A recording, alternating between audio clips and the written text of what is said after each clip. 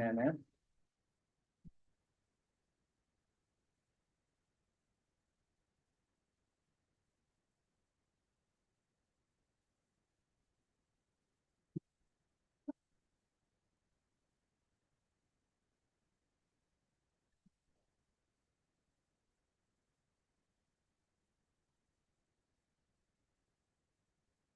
Hey, welcome everyone in person and online to Building Resilience Through Writing, Exploring Trauma and Healing Through a Queer Lens with novelists Mala Kumar and Jacob Glass and moderator Isra Nasir.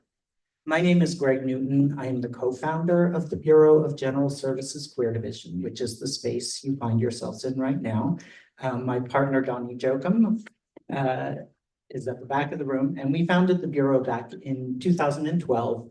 We've been here at the LGBT Community Center since 2014. So we are an all-volunteer independent queer bookstore. We're open Wednesdays through Sundays from 1 to 7 p.m. And then we often stay open later when we have events such as this. So as an all-volunteer bookstore, we are in the habit of passing a bag for donations. We especially encourage you to make a donation if you know you want to be buying books. If you're buying books, you're already supporting us, and that's a lovely thing. And if you're able to do both, then great. But there's also a Venmo QR code if you want to donate that way, and some change in the bag. I'll pass that around. Thank you. And for those of you watching online, if you'd like to donate, you can go to Venmo and find us at BGSQD. If you're not already on our email list, you can sign up for that at the back of the room or on our website, bgsqd.com, and you'll get a newsletter every other Monday about our many upcoming events. So before I introduce Isra, I wanted to read a land acknowledgement and a call for a ceasefire in Gaza. So the Bureau acknowledges that our organization operates on the unceded land of the Munsee Lenape. We encourage you to join the Bureau in signing up to make a monthly donation to the American Indian Community Houses Mannahatta Fund. The Mannahatta Fund, according to its website, is an invitation to all settlers and non-native people who wish to acknowledge the legacy of theft and genocide that comprise the history of New York City and the United States. And you can find out more at mannahattafund.org.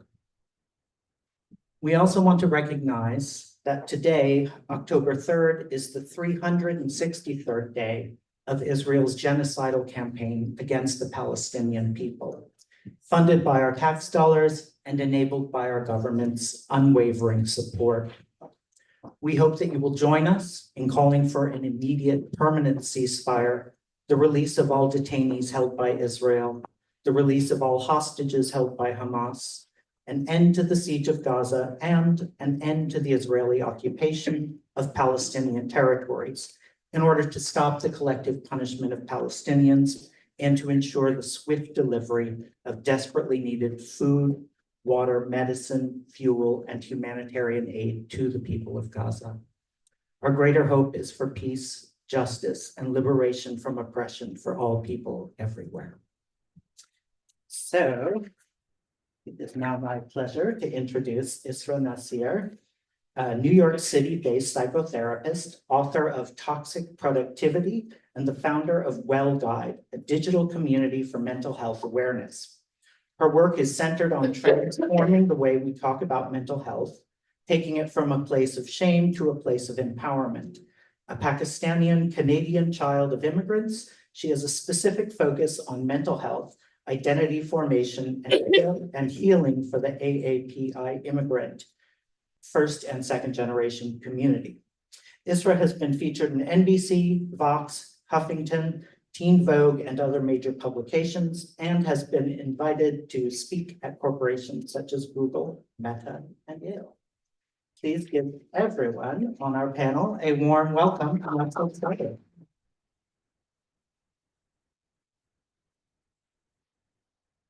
Oh my gosh, I apologize for that distracting coughing fit that I just had. I do want to say it's not COVID, it's not a cold. It is just a lingering dry cough from last week that is not going away because I guess I have 4 lungs. So I apologize. Well, welcome. Thank you for being here on this Thursday afternoon or evening, I should say. I'm just a little frazzled because of that coughing situation. Anyway, so thank you for being here. I'm very excited to have a conversation with these two. And before we begin, I'll just give you a little bit of an overview of what to expect today. So we'll start off with talking a little about, why we're here. I'll introduce these two lovely authors, and then there will be a reading. So each of us is going to read a short excerpt from our books, and then we'll go into the conversation, a Q&A with the authors, and then after that, there will be some time for questions if you'd like to engage in discussion with these two lovely authors. So today we are speaking with Mala Kumar, author of What It Meant to Survive, which just came out on Tuesday. So right after the unveiling. And JD Glass, author of Punk Like Me and Firefall. And we're going to be talking about intersectionality, queer resilience, and the art of sapphic literary fiction. So I'm going to do a quick intro for Mala, and then you can read an excerpt, and then I'll do the same for you, JD.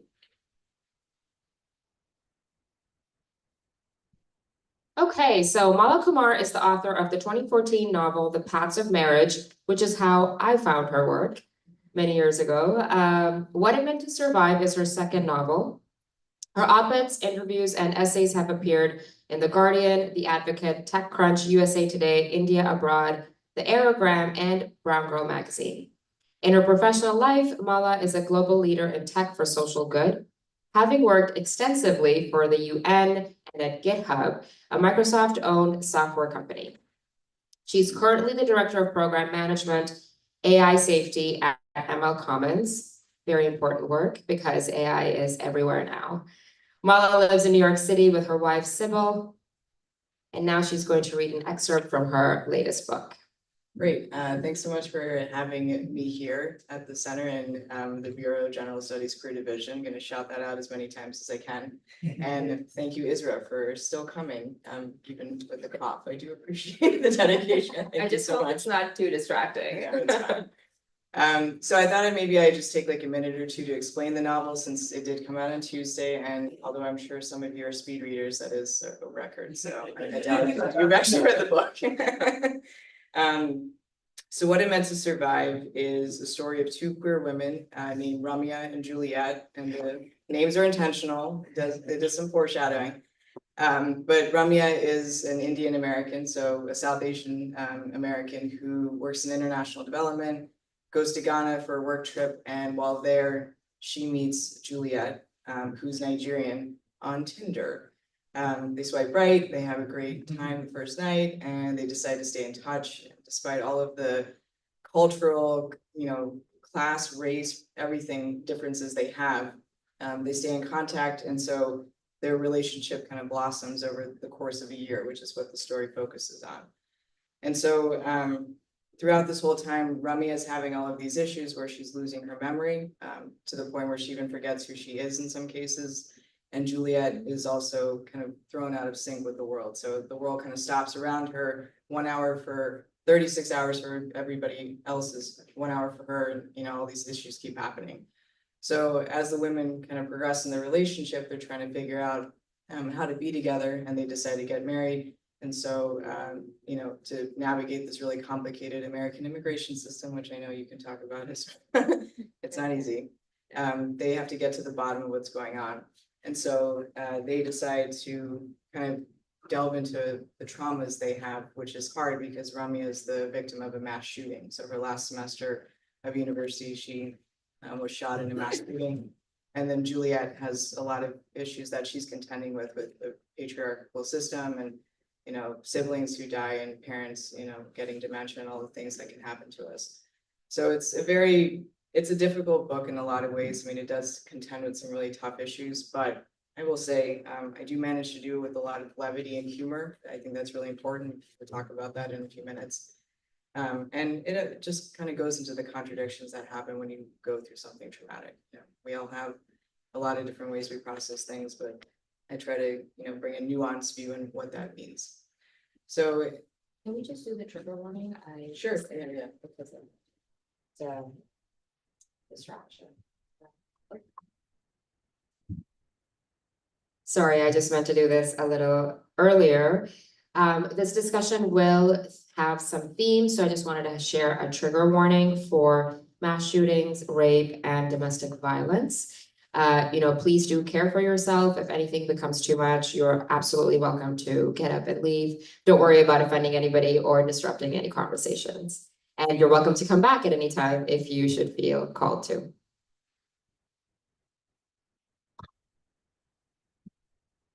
I'm now going to attempt to read out of the book while putting my. Can I help you? Yeah, sure, that'd be great.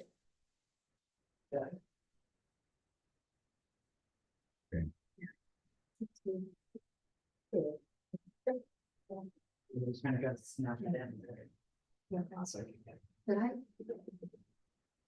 All right, hopefully you can hear me, if not, see half my face.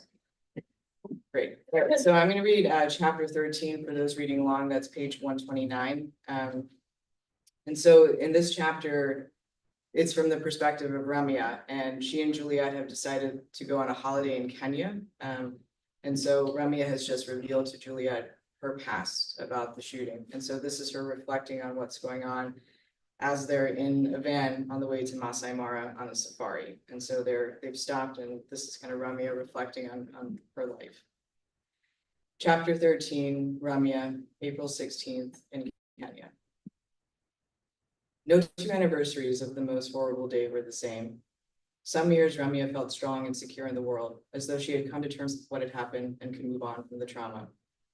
She spent those anniversaries discovering something new and celebrating those who perished. On year 3, she had spent the day with Carl wandering through the smallest streets of Paris before hosting a vigil for the victims. By year 6, she had discovered her love of cycling and went on a 32-mile bike ride through New York City, completing 1 mile in honor of each of the lives lost. Other years, Ramya felt as though her world would implode. During year 5, she barred herself from all forms of social media for a month.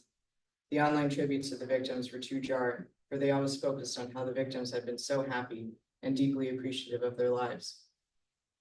In the years leading up to the most horrible day, Ramya, on the other hand, had thought about many times how much better it would be, how much more appreciated she would be if she had died young. I can't describe the immense guilt I have for surviving, she had told Juliet last night. Is that why you ran away from me? Because you feel guilty? Juliet asked. Maybe. No, it wasn't. Ramya knew that Juliet's tone and word choice had set her off. It was too much to hear someone she loved talk about what happened with such insensitivity. Her career had taken her to nearly every continent in the last decade. Irrespective of the language, the people, or the politics of where she was, a conversation about gun violence in America will usually come up within a few days. Literally no one in the world, especially communities living in active violent conflicts, understood America's obsession with guns. Why would a country that isn't at war let its civilians carry wartime weapons? The Syrian colleague asked her on a work trip in Sri Lanka. Political corruption, lobbyists, ignorance. She couldn't justify a situation she had never agreed with and that had nearly killed her. What words could she say when the grotesque images depicting mass shootings in America, scenes fit for a Thrasher movie, were her story? On the rare occasion she admitted what she had experienced, she mostly felt dehumanized. Everyone had an opinion about her most horrible day. Sometimes she felt like the only reason people listened to her story was so that they would have their own. I met this woman who almost died in a mass shooting. I was so traumatized hearing what happened, they could boast to their friends. As the years passed and shootings in America became a more common occurrence, she became a statistic. The only thing worse than her story being a unique center of attention was her story being ordinary. There was no defending what happened, not to her or to any other shooting victim, no matter how many. But when people spoke about gun violence the way Juliet had, in terms of Americans being careless, it triggered Ramya. The world she had grown up in wasn't made for people who looked or identified like her. Life had already been a constant battle to stay safe. How much more responsibility could she take for her own security? Exhausted from last night, exhausted from the situation, exhausted from life, Ramya raised her heavy head and stared into the massive green valley in front of her. She squinted her eyes to push out the sadness, and an endless stretch of flora and animals pulsated in front of her. Baby, are you okay? Juliet asked, squeezing her hand. I'm sorry about what happened at the airport, Ramya replied. It's okay, we have different senses of humor, Juliet replied. No, Juliet, what happened was involuntary. You mean you can't control it? Yes, I couldn't control it. Something has been wrong with me for a long time. I forget things. I'm sorry I didn't tell you. Juliet nodded her head with the same gravity Ramya felt. It's okay, love. We'll get through it, Juliet replied. Tightly holding Juliet's hand, Ramya felt their heart race and synchronize with the beat of the animal kingdom in front of them. Like her parents' homeland, this continent had absorbed so much pain brought over from abroad. Although Ramya hadn't meant to let her burden escape here, she was relieved to have the help. She was relieved Juliet wanted to help. In 9 years, the load had gotten too heavy to carry alone. While overlooking the breathtaking canyon landscape, Ramya understood that while overwhelming, this was the anniversary, that something had fundamentally shifted. Ramya now knew she wasn't going through the motions of living to avoid squandering her second chance of life. This would be the year that she was truly grateful to be alive. Year 9 would be when she finally understood what it meant to survive. It meant being Juliet.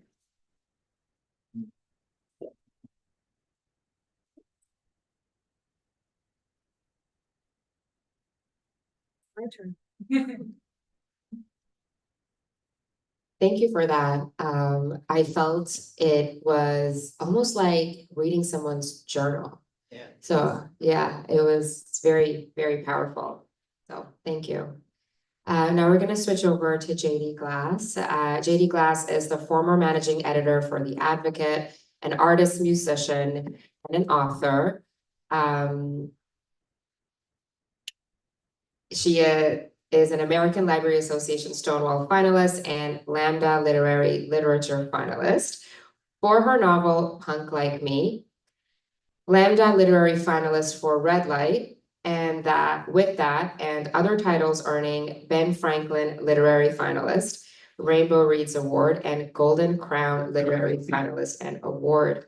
My goodness, I'm sorry if I'm butchering this, but that's amazing. Congratulations on all of that. Am I as red as the? No, this is all hard-earned stuff. I love it. A recipient of the Columbia College Chicago's Faculty Recognition Award and Columbia Scholar Award, Glass's visual work was selected for Chicago Manifest Art Showcase, In Art Gallery Virtual Exhibit, I See Pixels Exhibit, and On Big Drawings 2 Visual Exhibit.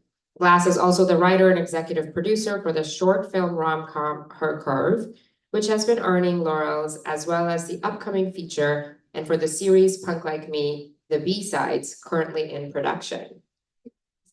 I love it, and you should be so proud of all of this. And now she is going to read an excerpt from her book.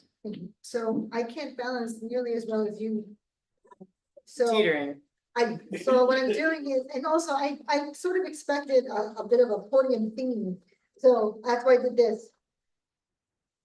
So please forgive me just a moment while I set myself up.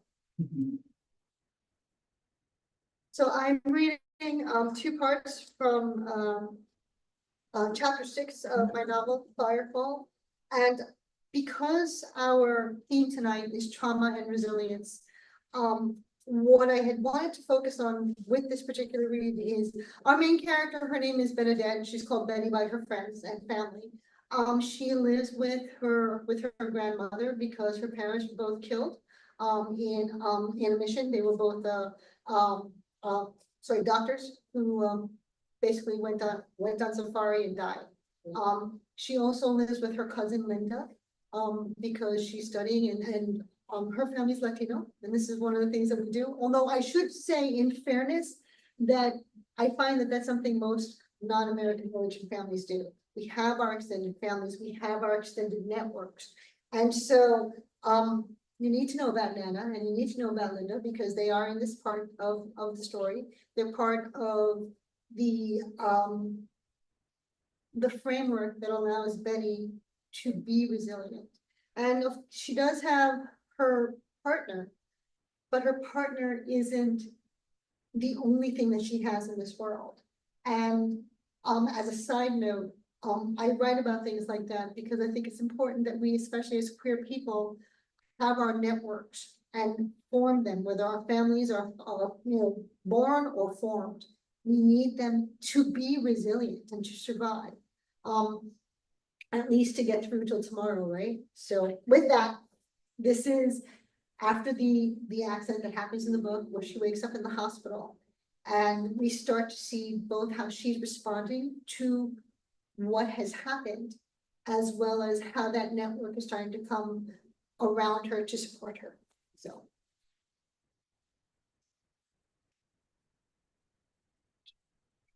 The itch and burn in my face kept bugging me, and the more aware of it I became, the more aware I was of the soft murmur of voices somewhere near me. I reached to scratch, and the bruising ache in my right shoulder bloomed into white light pain. But even as I moved my hand, I heard, "No, Betty, no." And a gentle hand was over mine, holding it down with a careful firmness. "You need to rest your shoulder." "Nana?" I spoke even before I opened my eyes, but I did, and there she was. "What? Why are you here?" Between the last wake up and this, I had managed to figure out that first I was in a hospital somewhere. And given the last thing I remembered was a tree had tried to achieve oneness with me, I was pretty certain I was still in Alaska. Also, I knew I had a cut of some sort of on my face that had made Linda cry earlier, but my eyes still worked and I could wiggle my fingers and toes. I had no chest pain other than what radiated from my shoulder, and I had no trouble breathing.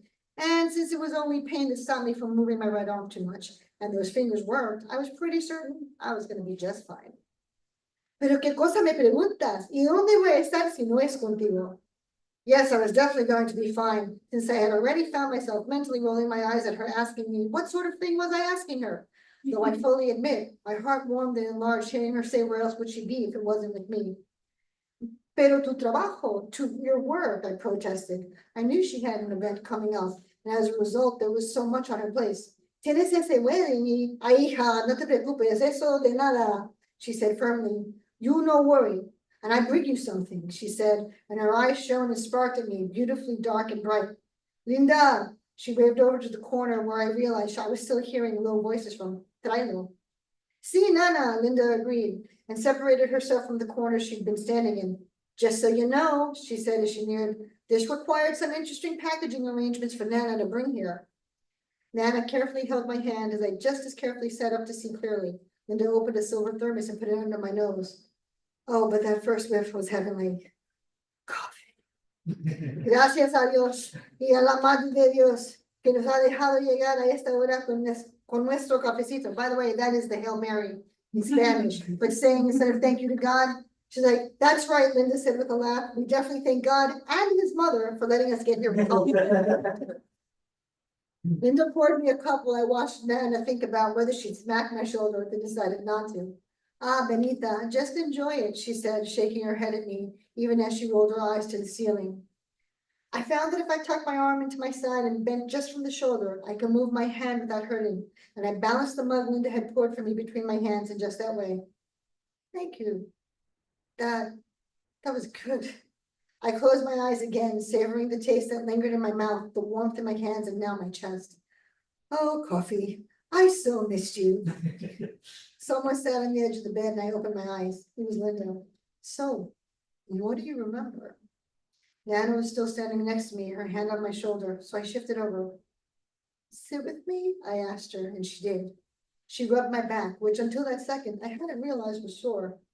I took another sip from my mug and thought about it before I answered.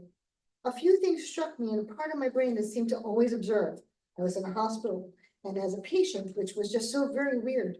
My neck and shoulder ached massively if I lifted my arm the wrong way, and there was a muzziness in my head that I also realized wasn't normal.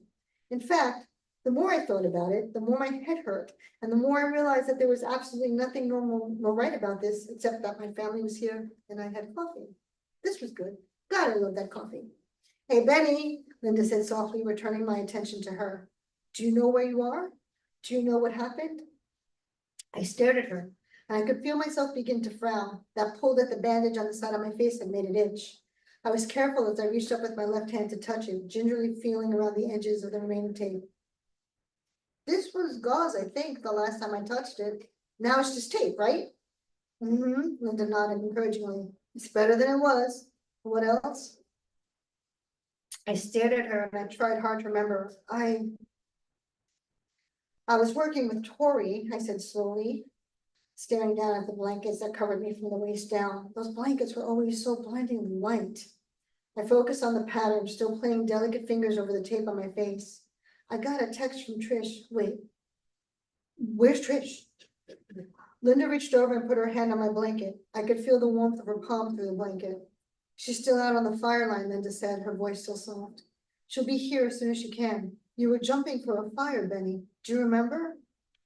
I frowned, trying to remember. I remembered standing just by the open door, doing a last-minute check.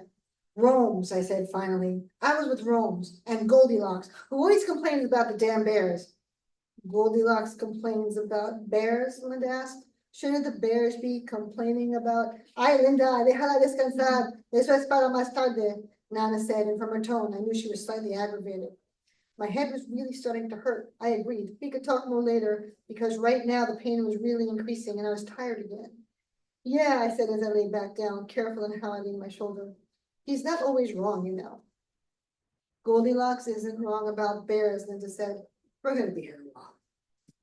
So as you may have guessed, she was in an accident. Anna, I neglected to tell you all, she's an EMT, a New York City EMT, and she moonlights as a smoke jumper. And so what has happened is she was jumping out of a plane, a really bad fire, there was a really bad wind, and she got caught up in the parachute and got slammed into a tree. So this creates our whole sort of choice of, you know, do I do the thing that heals my shoulder so I can go help people? Or she's also an artist. If I do this thing that it will heal my shoulder, it will take away my ability to draw. Do I give that up? And so this is those moments right before this decision has to happen. So I just want to skip ahead a little bit. Sorry about this, but I appreciate the patience. No, just. So now finally her girlfriend has come off the fire line because, you know, that's one of the things that 911 people do. We tend to gravitate towards each other because it's such an intense job and it's such a demanding job, and very few people outside of that can understand or want to or care to understand the toll that it takes, you know, on the person who does it. So somebody, one of my editors said it seems incestuous, and I said, well, that's because it is. You know? So kind of like our community in a way. I mean, so anyway, so here she is with Trish. But that was the worst thing I've ever seen, she said. Her voice was heavy and low, and she buried her head against my shoulder. I really love you. I stroked my fingers through her hair, relishing how close she was to me, feeling the silken texture of the strands, the solidity of her shoulders and back. Still, I could feel her tremble slightly against me. I really love you too, I answered. And yeah, it was a pretty bad fire. Trish gently shook her head and she pulled it away to look at me. No, baby, that's not it. Benny, it wasn't just the forced jump in the wind. Your reserve didn't deploy right. You got dragged and hung up in the trees. I stared at her and I remembered it, the push and the pull and the drag, the smell in my face, the slam against my body. You got caught up and hung 30 feet in the air. We had to cut you down. I don't even know how we got the fucking airlift out, but we did. I remembered. The plane. What happened to everybody on the plane? What about Rome's and Goldilocks? Are they okay? They're okay, Benny, she assured me. They're all okay. Pilot, jump crew, all of them. The engine flamed out. The pilot managed to regain control. Rome's got slammed into a snag. He broke a leg. He's fine. And Goldilocks, I swear, he's got some damn luck. He found a bear? Yeah, but not the way you think. We were out far enough away from a village, not a campsite anywhere, and Goldilocks finds a stuffed bear while we were digging line. You're kidding. Yeah, middle of nowhere, fire coming up the flank, digging line. He goes to get rid of a snag, and right on top of the damn thing is a teddy bear. What did he do? I told him he should put it on something and wear it around his neck for luck, and he did. Pulled a shoelace out, tied it around the ragged thing. I think he's still wearing it. The mental image of Goldilocks, complete in his gear with a teddy bear hanging from a lace around his neck. I started laughing. Oh, ow, ow, ow. I leaned back against my pillow. Are you okay? Can I get you something? Call a nurse? Trish carefully moved off the bed, her bright laughter not wiped away in concern. I'm fine, I assured her. It's just a little pain.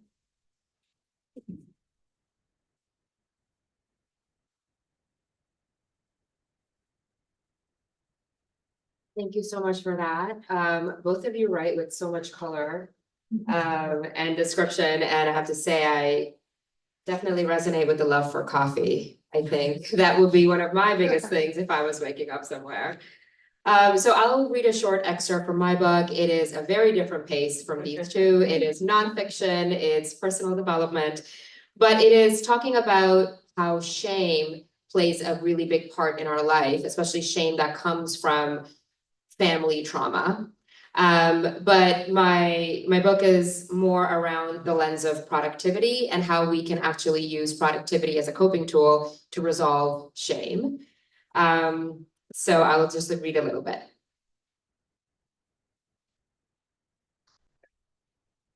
Can you all hear me? Okay.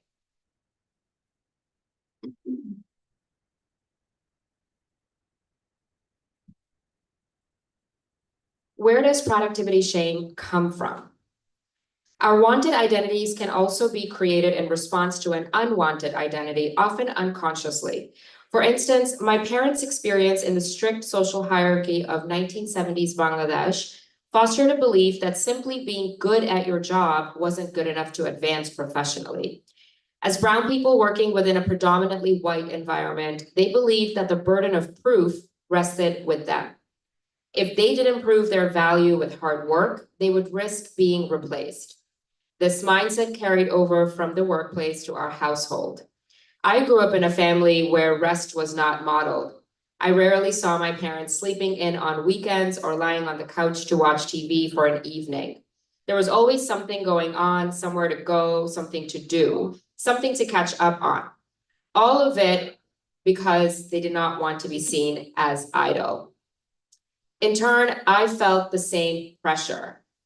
Any activity that could be associated with idleness made me feel like I didn't belong in my family and activated feelings of shame. This impacted my behavior throughout childhood, setting habits in place that continued long after I left home. Shame is difficult to identify because we learn to hide it through coping mechanisms such as avoidance, denial, or any difficult feelings. Over time, these coping mechanisms become so second nature that we forget all about them. But that shame and the wound that created it still lives underneath. What I had never realized was how much shame I was still carrying from early experiences. And I didn't come to realize this on my own. It actually happened during one of my own therapy sessions. I was telling my therapist about a manager of mine who had made discriminatory comments about my culture and religion in front of me and a couple of other colleagues. The whole thing was extremely confusing, and I couldn't figure out why he had no consequences. I was so angry, I totally froze. I couldn't believe he was actually saying what he was saying. I ranted indignantly to my therapist. It's like he didn't even care that I was sitting there as he belittled Muslims. It didn't matter. I didn't matter. Of course, my therapist agreed with how disrespectful this whole thing was. She let me vent for a few minutes, and once she felt like I had gotten it off my chest, she finally said, "I know you are angry and offended as you should be. Can you think about how you felt immediately in the moment when he said what he said?" I took a deep breath and begrudgingly named a feeling I had been trying to ignore ever since the incident. It made me think, I am not good enough to be in this room right now because of who I am, which is ridiculous. He is the one who did something wrong, but I was the one feeling bad about myself. "What did you think you should do about it?" she asked. What I did and what I think I should have done are different. The weeks following the event, I started working extra hard, trying to prove that I did belong at the company, that I was a good worker. I took on a lot of work. What I should have done is told him to screw off with this bigoted nonsense or filed a complaint against him, but we didn't have an HR. My manager's comments about my heritage had activated my unwanted identity. Someone for whom being good at your job isn't good enough. Just like my parents, I felt that I had to prove my value or risk being replaced. Only in this instance, it was deeper. His comments implied that I would never be good enough and that no amount of hard work could compensate for a cultural heritage he saw as less than. In hindsight, I see that my response to my manager's actions may not have been the best option, but at that time, I went into hyper-productivity mode to prove that I was good enough. However, through my own self-discovery, I finally started to examine the shame that had been motivating me for so long. Thank you.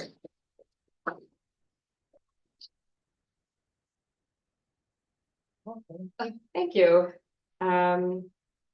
It's kind of wild how things can happen like this in today's time. But anyway, thank you for listening, and thank you for listening to the excerpts that both of them read. We're going to dive into a couple of questions about, the themes that their work is exploring. So I think, we talked, I mentioned earlier that we would be talking about intersectionality. So I want to kick it off with that. How does intersectionality and in what forms does it show up in your work?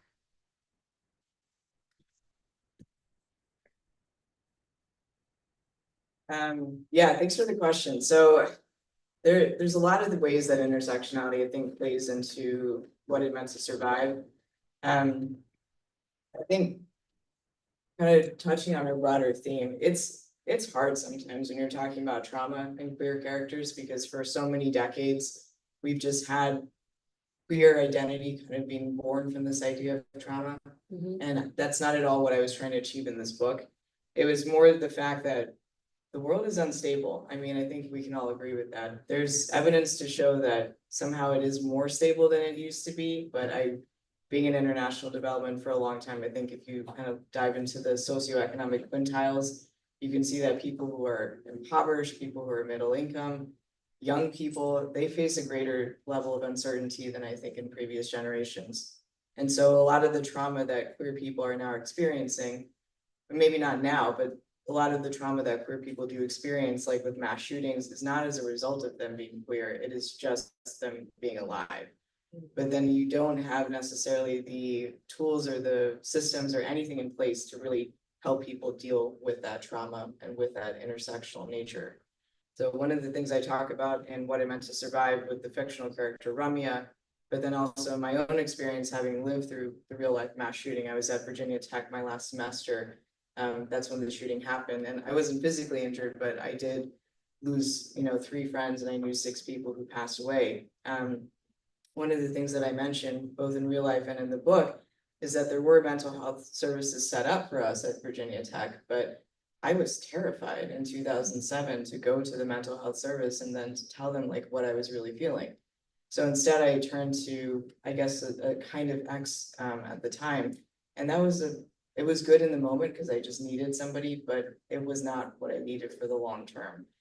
And so, for a lot of reasons, every choice that I've made in my personal life, and I think the character Ramya makes, is as a result of not having what she needed to get through that initial trauma. And a lot of that comes through with her intersectional identity. I guess for me, because my characters all come from a place that I recognize, to a very large degree. There's nothing that my characters have experienced, with very few exceptions, that I haven't experienced myself. So except for falling out of a plane, which I hope to never experience. Thank you. That said, so I bring myself to the table. So I bring my queer identity, I bring my Latina identity, I bring my strange Jewish Catholicness and my own my queerness and all of it. My sometimes I'm bigendered and sometimes I'm nothing. And all of that comes to the table. When I create. And for me, coming from a slightly different point in time in terms of coming of age, my identity as a lesbian, as a queer woman, was singled out, was honed in on, and was targeted, for abuse, specifically for that reason. And I've gotten abused for all the other reasons as well, and just by virtue of being a human female, which that's a massive, massive, massive, disadvantage to have on this planet. If you're not and I feel bad for straight white women, but not as bad as I feel for everybody else. I mean, it's a raw deal. So all of this, I can't help but bring, because that is the only lens that I have. I can do my best to see things from other perspectives, but even then, that's still going to be through my glasses, and that particular color that I have. But I also find or have discovered that part of our resilience as queer people, because we are a people, even if we are so different in every single way, which I love. That identity, which we're targeted for, is what makes us resilient in holding on to who we are, in all those different facets.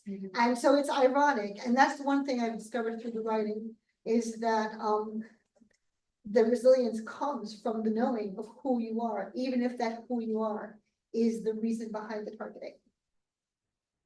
Thank you for sharing that. And I would agree that it's very difficult to tell real stories without having intersection, because then you would have very flat characters who are not interesting at all. And I think, sometimes intersectionality, as a therapist, I work with a lot of people working through identity. It can be very overwhelming. Am I this or am I that? What do I kind of like identify with the most, like an immigrant or my gender or this or that? But I always say that, if we can kind of make space for all of it, then we can accept all of ourselves inside. And I think in the stories that you're telling, both of you, if you were to remove one aspect of it, the story would be untold, right? And JD, you brought up resilience, and I think that takes me right into my next point of discussion, which is, we talk a lot about trauma, and I think we talked about this when we were planning, is, it's important to tell the real story of the trauma that is experienced, but that is a one-sided story because there's also resilience, right? And so what does resilience mean to both of you, and how does it fit in the writing? Go to the first. You know, if you want. Yeah. It's all true. Yes, please. I think for me, the writing is not only the act of resilience, and to me, resilience is rebellion against patriarchy. It's rebellion against oppression. It is rebellion against discrimination. We are resilient in the face of our oppressors. We are resilient in the face of those who wish us exterminated. They don't just want us dead, they want us gone. And we are resilient in the face of that. Just that I'm sitting here having this conversation with these amazing people, with all of you here. This is resilience. This is an act of rebellion. This is an act of revolution. And it is also an important part of building better tomorrows. Every single one of us right here, right now, everybody who's watching that live stream or is going to be seeing it on YouTube when it plays later, they are participating in being resilient. They are participating in the rebuild and the regrowth. So the writing, I hope, encourages that. I hope it validates. I always feel that my job as an artist is to give voice to the voiceless. That's my job, period, end. And so I honestly discuss trauma, whether it be rape or domestic abuse or any sort of physical abuse. I honestly discuss it because we are human and we suffer. And if we don't feel seen, if we don't feel heard, our voices go unrecognized and we can't be helped. And we can't help each other. And that is, I think, to me, the most important part of what I do is in being resilient. I'm hoping to help someone else to be resilient as well, so that we can all rise up together and be better. It's just that simple. Thank you. Leading by example, which is, you have to live the things sometimes you write about. Yeah. Well, one of the reasons I was excited for you to host Isra is because of your book title. Toxic productivity, I think, is kind of the name of the game when it comes to some patients. Yeah. As you can probably relate. So when the shooting happened in real life in 2007, I was 22 years old, and I immediately wanted to do something. I wanted to be productive, you know, so I did a bunch of interviews. I was on BBC, CNN. I started doing some research. I was like, I'm gonna be that person who goes and changes gun control policy. How can this possibly have happened? This is absolutely ridiculous with Columbine, plus all of the, just like the trauma that I was personally living through, having lost 3 friends. So I tried, I really did. You know, I sat there for probably a couple of years trying to figure out what my angle was gonna be. But I think slowly but surely I realized I actually didn't have the personal resilience to do that, because there were just so many mixed feelings about what had happened in the shooting, how I wanted to express myself, and again, what I was willing to say publicly, because it was very, to your point, it was hard for me personally before I came out publicly to go and talk about gun violence when, you know, 2 out of 10 people I was out to on campus died in that shooting. And I knew people, not just in that shooting, but in other shootings, who were closeted and never had a chance to come out. How could I talk about all of these policy related things with such like impersonality when I knew that the queer story was such a huge part of what I wanted to say in those messages? So I waited a long time, you know, I waited until really I met my wife about 8 years ago. When I really sat down and said, I'm gonna finally be productive and do something and write a story about what happened. And I realized, you know, through writing this book, it is fiction, you know, the most of the events really didn't happen, but so many of the things I wanted to talk about in real life are in this book. A lot of the thoughts and feelings and what it means to survive a shooting in proverbial sense. You know, I wasn't literally there, but I showed up to campus 20 minutes after it ended. And then also knowing what the families had gone through, having attended funerals, talking to the parents, being close to some of the people who were there. So I needed to have that personal resilience before I could get those thoughts on paper. And that's something I learned from my first book, The Path to Marriage, because when you put yourself out there in literary form, people got opinions. Yeah. Some of them are dumb. It doesn't matter, because you gotta be able to take it all. It doesn't matter how much time and thought and effort and nuance you put into your writing. Somebody will come by with a 1-star review. I didn't like it. That's it, you know, and if you can't handle that, then don't do it. Honestly, that's my advice to new writers. If you can't handle, don't write. Don't take the credit. If you can't handle the criticism, don't write. So I knew that was gonna happen with this book, and I know people are gonna have opinions about what I've written. So I had to be personally just in a very good place and secure and resilient already before I started writing this message. So it was both cathartic to get the message out there, but there's a lot of resilience that came before the catharsis. Thank you for sharing that. So it seems like you were able to pull into some resilience and put this on paper, and now it's out in the world as of Tuesday. But what I did want to ask a little more about is your decision. So you briefly mentioned talking about why it was important for you to talk about gun violence, right? Just taking that a little deeper, what did it mean for you to add the layer of a queer South Asian character? And can you just speak about that a little bit more? Yeah, so we actually met when you were on my podcast, Desi Women Diaspora. I'm not plugging it because it no longer exists, but you can go on Spotify or SoundCloud. Sorry, I don't even know which platform. SoundCloud. And Our origin story. Yeah, her Pakistani Canadian origin story. One of my other guests, who's a friend of mine from grad school, put it beautifully. She said, talking about yourself is indulgence, and I've used that a lot since I interviewed her. Part of it, I'm not gonna lie, was the indulgent side of me, because being a queer person of color on a conservative campus in Virginia, and then having this happen and disrupting the few things in my life that, you know, selfishly were good for me, but then on top of that, just absolutely horrible for everybody involved. I wanted to think about some of these kind of darker questions, like what would it have, like what would it have looked like if the shooting had happened 2 years prior when I was taking that same French class where most of the victims I knew died? What would it look like if I got shot? So part of this book is just that exploration, because again, I think there's so many intersectional stories out there that are kind of incidental of the trauma, but still directly affected by traumatic events. Like we just had a massive hurricane blow through and people are suffering in North Carolina, and then Gaza, as was mentioned earlier. There are intersectional identities in all of that. There are queer people, people who are of minority religions, people who are poor, people who are young, people who are, physically disabled. And those tragedies didn't happen to them as because of those intersectional identities, but it definitely has an effect.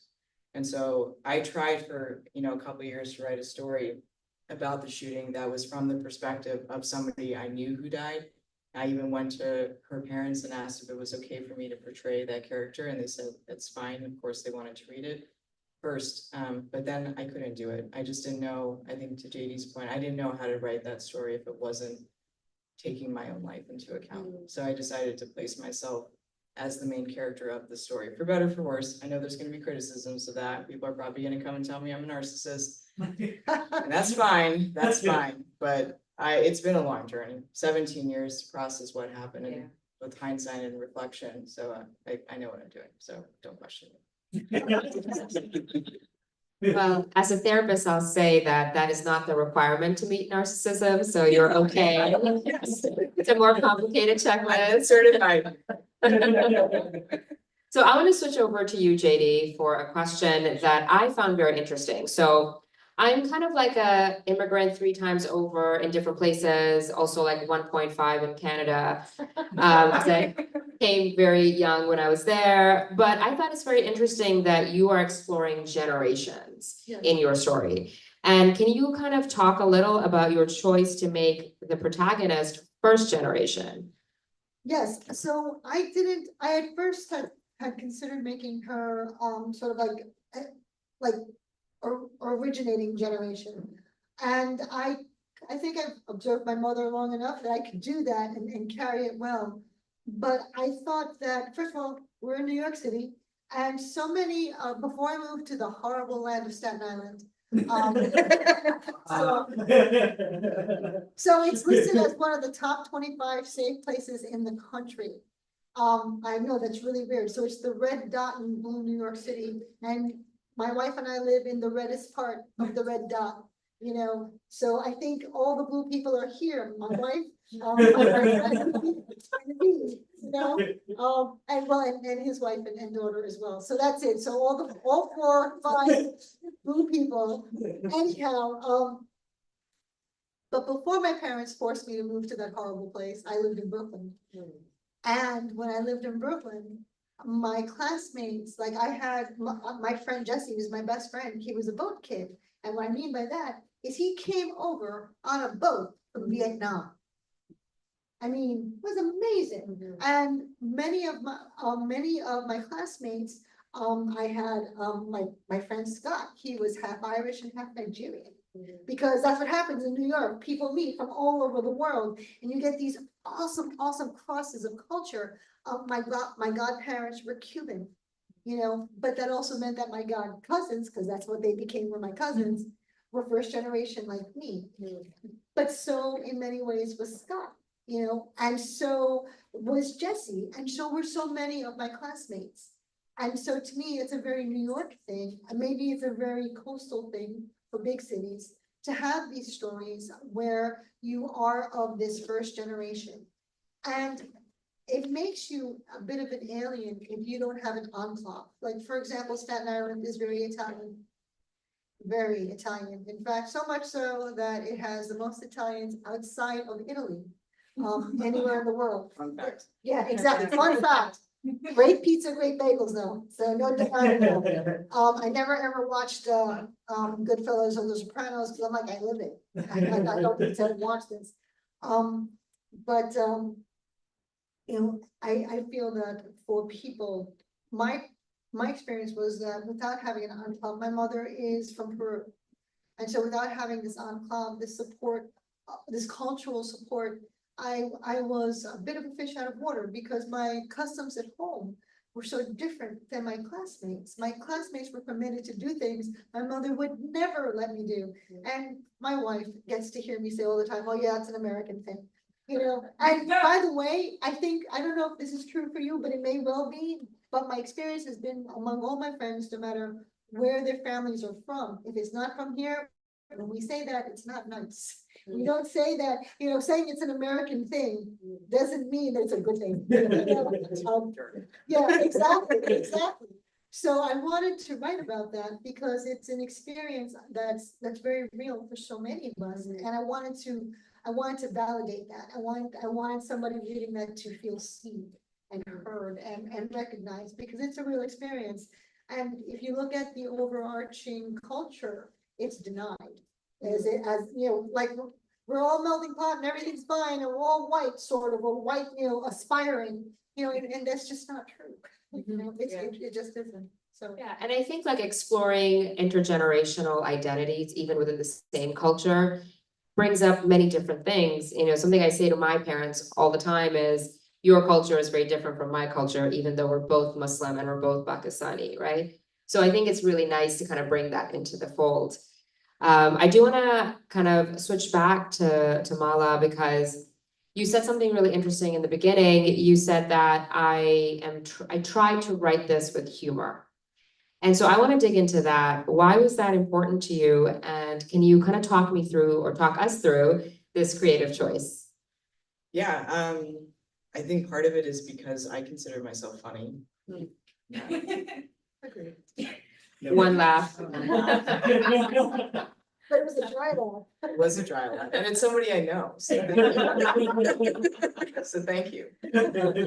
No, I mean, yeah, part of it is honestly, that's my personality, despite all of the serious stuff I've done in this life. And, I worked in international development at the UN, I keynoted in big tech conferences, and I wrote 2 books. Those are serious things, but I get through a lot of things in life, and, kind of by 1, compartmentalizing, and 2, humor, I think that's the only way to really make it in this world, is if you can have a sense of humor about things. Not to say that these issues itself are funny, but we are all complex people living in these issues, and so we can't paint it as all just like sad all the time.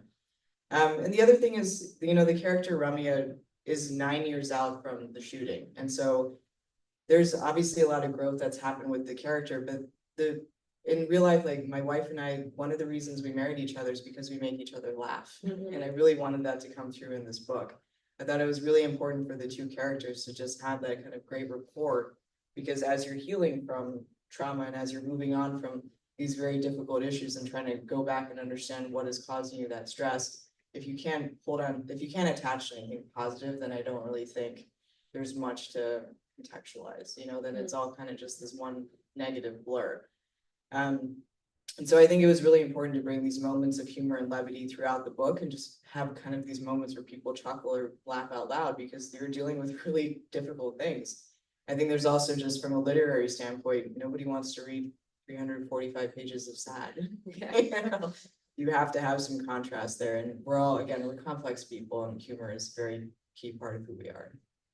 I want to go a little off script and ask a question, if you don't mind. You're obviously mining from your own traumatic experience, and you have some distance from it, and you were ready to write this book. How was converting it into humor? Was it a natural extension of how you think? Or did you write stuff and then you reviewed it and said, no, let me add something light here, or let me add a joke there? How did that actually work? Yeah, it's funny. So despite, again, it being like a very tough book and with difficult themes, I think a lot of the chapters actually started out with a joke. I had like 2 more pages of jokes in the first chapter, and my editor and my wife and everybody read it, said, doesn't make sense, please cut that out. It's devastating, because I thought it was funny, just like, it's like going off on a whole charade about how online dating sucks. And instead it just came down to like 2 or 3 lines about Tinder.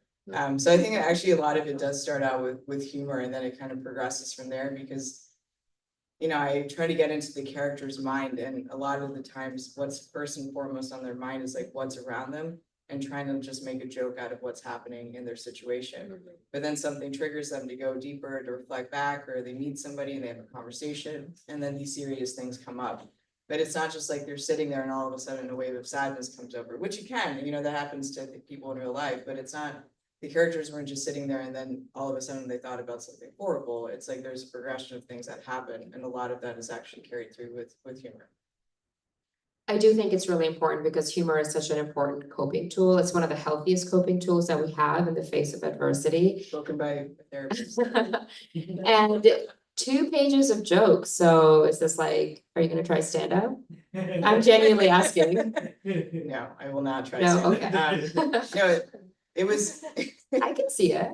You have the vibe. I do have. fun. Yeah, Yeah, yeah. people call me chummy. Oh, okay, Yeah, in a good way? I don't know. Okay. But I get the vibe, like Thanks, the appreciate it. dry stand up. Right, the dry stand-up thing, Mhm. yeah, it's all about the delivery, I need to practice though, Chuck, you did it in your show. chummy. Yes, that's what's special. Awesome, Exactly. that's a good title. Yeah, no, the humor was basically, well, again, how much online dating sucks, but it was, I had this whole passage about drunk face.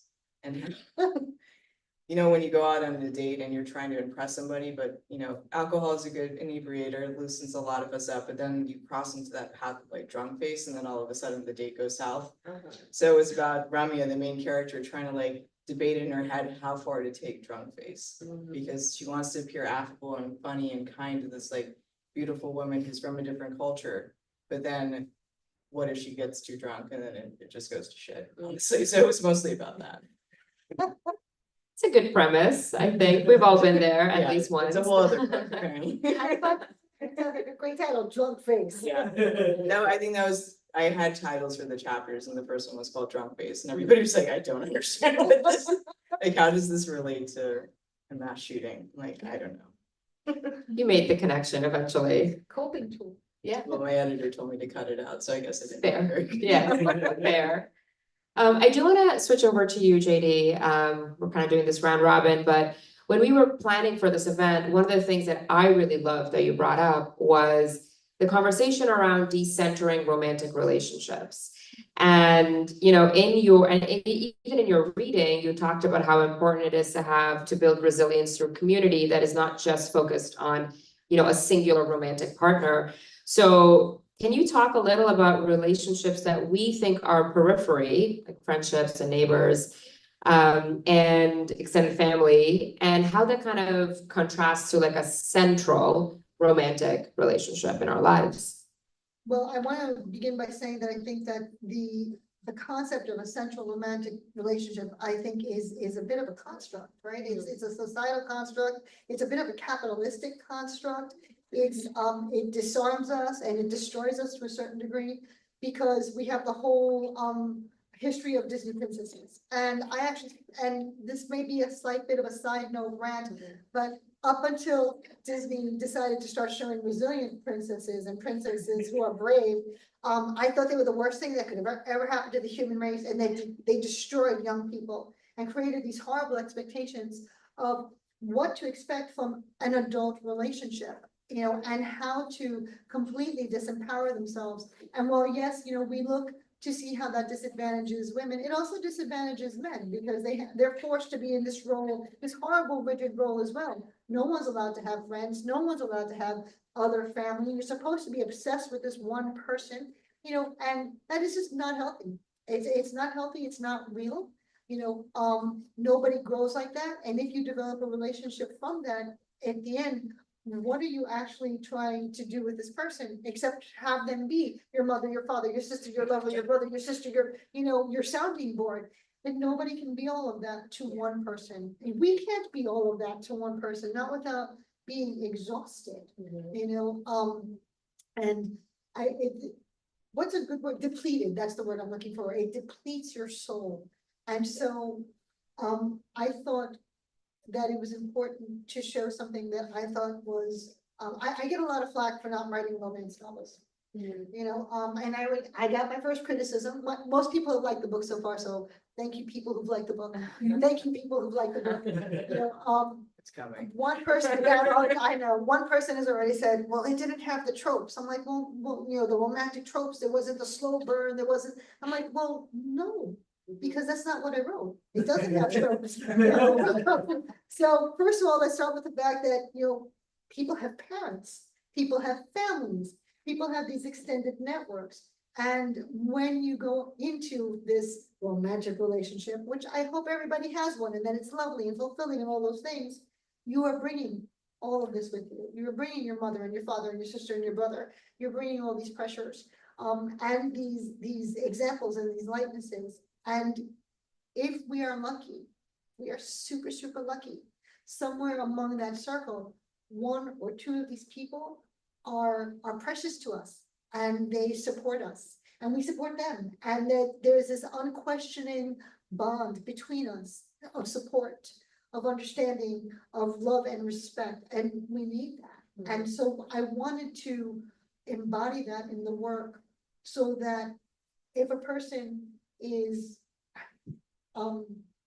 questioning in their life, something along those lines, is this something that I see, that they can recognize it, you know, it's a signpost, as it were, that this is the way to a healthy relationship, this is not. You know, so that was the importance of putting that there. And a lot of younger people read my work. I'm so, because additionally, 40% of the homeless people are gay kids or queer kids. They don't have parents. They don't have guides. They don't have anybody to look out for them. And so in a weird way, I'm the catcher in the rye. I'm looking out for them. And so in writing these things, I can embed these signposts of this, look out for this. This is a healthy thing. You want this in your life.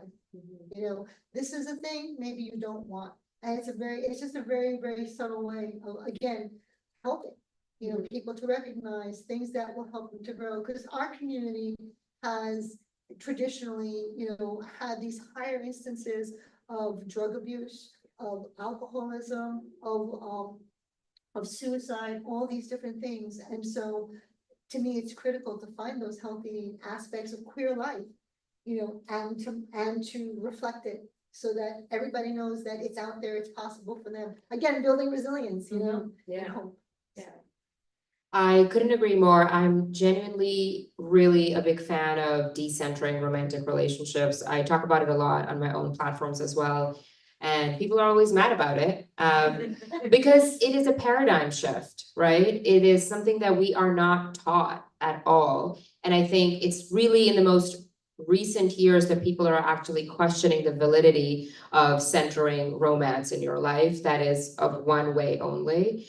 And you're kind of seeing more books around centering platonic friendships, valuing female friendships, kind of working on community intergenerational living, community building, all of that stuff. So I'm really glad that you made that choice, because it is really important, because we can't, you know, be what we can't see. And if you want to model this to like a specific community that you know is reading your work, I think it's a really nice choice that you made. I appreciate it. I do want to have a small conversation before we open it up to everybody here about something that was one of the first things that I thought of when Mala came to me and we were having this conversation and she told me what this book was about, which is how do we tell stories about queer individuals within the framework of trauma, but at the same time being empowering. And I think that that's a very delicate balance, because I'll say, as an immigrant, I've seen a lot of immigrant stories that are steeped in trauma. And it's always about the hardships, and it's always about the things that went wrong and the family that was left behind.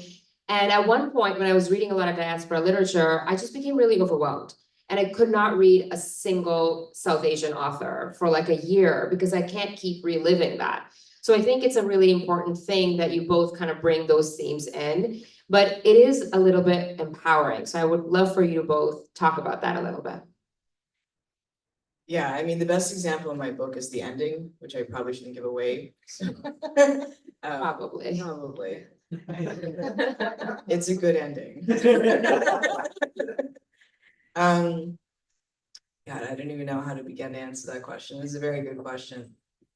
So I think as a South Asian author now of 2 books, and a lot of it does, fortunately, whatever, deal with trauma. I mean, it's a double-edged sword, because on the one hand, if you don't acknowledge that, then it feels kind of hollow. Like, how are you writing this story that is so steeped in your culture, but then you don't acknowledge all of the things that got you to where you're at, especially as an immigrant or of immigrant, you know, a child of immigrant, when your entire story is literally about upending your life and moving to a different culture and then having to deal with that. So my first book, I did have, I think, a lot of themes that, you know, JD was talking about with her current book, Firefall, and that intergenerational progression. I think that's really important to show. But then in What It Meant to Survive, the book is quite literally about two women uplifting themselves. And I do have in one chapter, a pretty deep discussion with the two main characters talking about this idea that they can't just be bonded by trauma. That is not good enough for a romantic relationship, for a friendship, for any meaningful relationship in your life. You can find comfort in somebody who has been through another trauma. You can find the commonalities. That's very much a theme in my books. That is not enough to unite you for the positive that may come in your life. And so I do, through the humor, through the romantic part, through the, the attraction, but then also the interest, the conversations, like being able to express their religious identities, things like that. I really try to bring out in the relationship that trauma is one of many things that unites them. And I think emotionally kind of puts them at an even keel. Because I can say in my personal experience, like, this is something that I had to deal with a lot. Like I would go out on a date with somebody or have a relationship with somebody, and we had similar educational backgrounds. We had very, good careers. We did so many things that on paper, for South Asians, we love the paper. Yeah. To write down how we're at similar levels. But then I went through this really fucked up thing, and Yeah. that affected everything in my life, and they just could not understand what it meant. And so when I met my wife, who is actually Nigerian from Lagos and has actually been through a lot, that emotional level was similar, but that was not all that united us. It was our sense of humor, it was common interests, it was devotion to family, having some religious identity, but not letting that take us over. All of those things, we were very much on even ground. So I think having that balance and talking about it as one of the aspects of your life is important, but I completely understand what you're saying, and that sometimes it is the only part of the narrative, and that can be really exhausting. Well, I made the classic author's mistake with my first book, which is it's a romantic club. So it does echo so many different things that I myself experienced, and it is traumatic. In some Punk Like Me, which the graphic novel is going to come out next year. In fact, my wife is busy illustrating it. Plug Punk Like Me because I can. But there's trauma. My parents tried to kill me. It's just that simple. They did. And not that they would ever admit that, because that didn't happen, because I make up my memories, because you know how that goes. But that's besides the point. I wrote it, and I had to write it because I am not the only person who experienced it. And yet, despite all the negativity that I'd heard, I was going to become a drug addict, and I was going to go to hell, and I was going to become an alcoholic, and I was going to become all kinds of horrible things. None of those things happened. And actually I became hyper productive, and I became a hyper good person. Toxic productivity. Probably.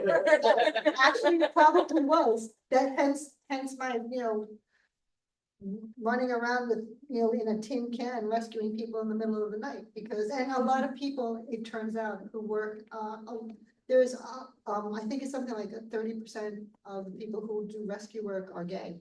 Because what are we doing? We're proving that we deserve a seat at the table. We are good people, right? So we are being passively productive, so thank you, by the way, because now I know what that was. I would do that sincerely, but to your point, that first book, I had to write it because, like I said, I knew that I wasn't the only person to have endured that. And I know that if I could come through it without that much self-harm, I don't know if toxic productivity is, it's harming, but it's not as harmful as other, at least there's some good out of it, thank God, that it's possible for the reader to see themselves reflected and say, okay, I can survive this too. And I actually get emails about that all the time, still to this day. Your books are more. So the trauma is important because, again, we're human and we suffer at the hands of people. I differentiate. People suck, humans are awesome.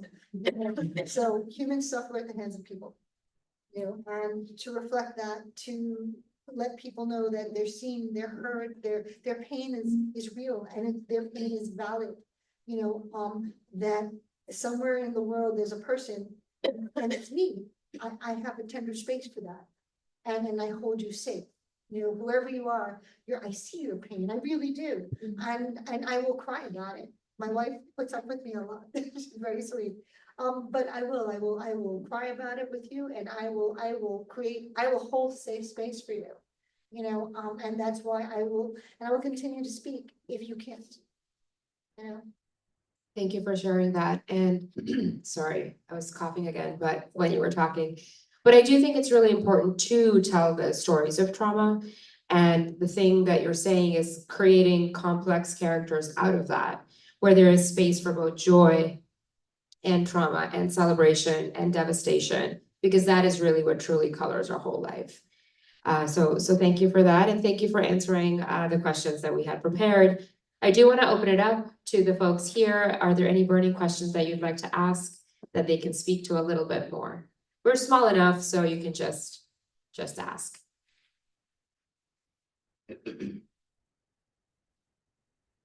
I'd like to know when you're gonna start your stand-up career. When it pays as much as big tech. So tomorrow.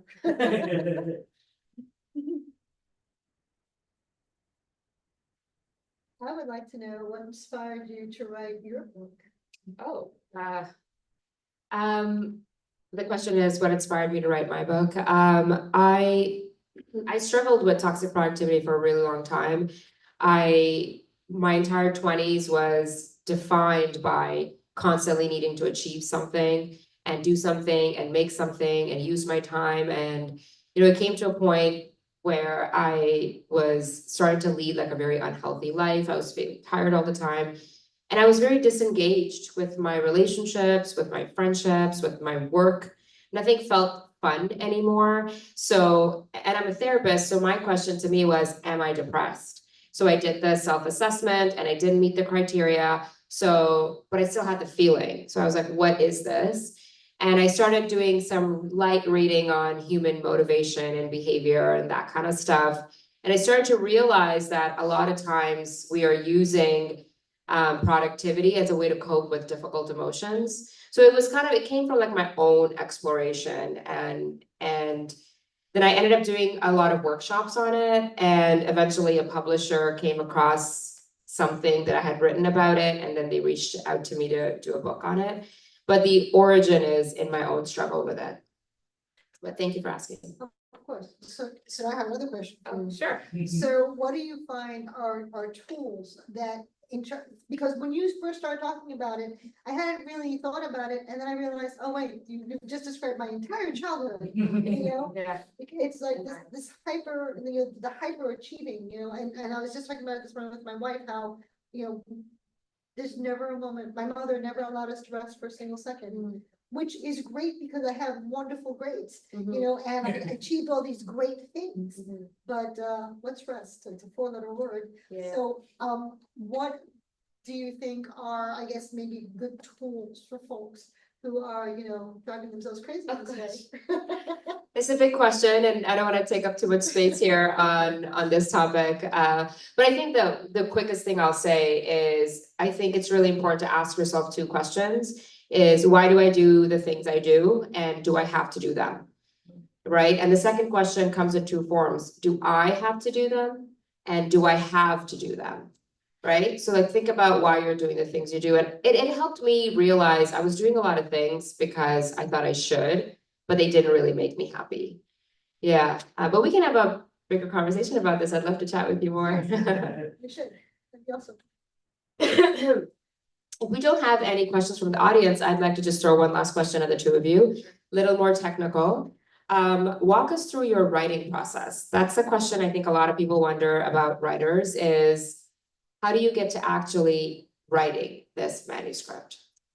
Yeah, it's a common question. So some writers are very disciplined. I think the ones who pop out a novel every year or two tend to be very disciplined. They set aside some time in the morning and they're going to write from 6 to 8 a.m., which sounds exhausting. I'm not like that. I'm the kind of person who kind of goes into a rabbit hole. So I can sit behind my computer for 12, 13 hours straight, except to get up and pee or to maybe take a 5-minute walk or something like that. So I really get into the zone. But it shows because this is my second book in 10 years, so. To find that kind of time is really hard. Yeah. Yeah, technical writing process wise, I usually start out with some kind of outline or some kind of map of what I want the plot to be. I do develop a timeline because I do think timing is important. It can really jar somebody if it doesn't, even if it's not sequential. I think if the timing is off, then people can get confused in a narrative very quickly. And then I try to look at the main points of what I want the characters to actually achieve or what the purpose of the book is. And I think because both of my books have really centered around social justice issues, it hasn't actually been that hard. It's not like I'm talking, my style is, of course, it's literary fiction, but some people write words for the sake of words, which is fine, we're writers. But my books really do have, I think, a deeper meaning, so I always make sure that whatever I put is to that end goal. Thank you. I love how you get into zone. Sometimes I can, and when I have the freedom to get into zone, it's lovely. I once wrote a book in 6 weeks, and if I could do that all the time, that'd be great. It was a wow. Yeah. But generally speaking, I will come up with a question, and it's a what if. What if this happened to me? What if I went through that? What does this look like? What does this feel like? And then the title comes and hits me. And then I have something from there, and I just start writing. I am a little disciplined about it. Or maybe I'm a little psychotic about it in that I will, when I do get to writing, I will write in every free space that I have to write. So what it might look like is that I've written something maybe the night before, and then I print it out, and then if I'm traveling the next day, I will write hand notes on it, and then I end up writing. So then I take those hand notes and I transcribe them when I get back to my computer. And of course, now I'm transcribing. So now I'm back in the zone. So now I'm writing more. So now I have to print out again because tomorrow I'm going to have to add more to it. And that's kind of what it can look like for me.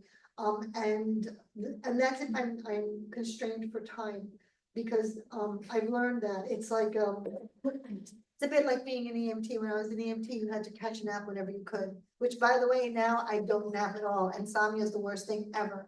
But I learned how to like snatch these bits of time and just to create in those little niches that would open themselves up to me. But I prefer to be able to say, okay, I'm sitting at this time and I'm gonna write. Unfortunately, what might happen is that time might be when, I don't know, something cool came on Netflix. Now I have to watch it. Yeah. So that could happen too. And the last thing I'll say is I almost always have a good soundtrack. Oh, very cool. Yeah, music. I mean, I think everybody writes very differently, so I was just curious about your processes. I also think that maybe writing fiction and nonfiction are slightly different. Yeah. I always thought that writing would be like this beautiful thing I do in Paris and sitting in a cafe. I even took myself there for a week, but the best writing just happened at home in like ugly PJs.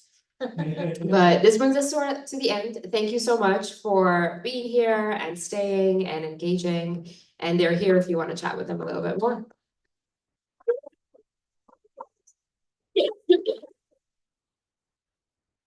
Thank you all.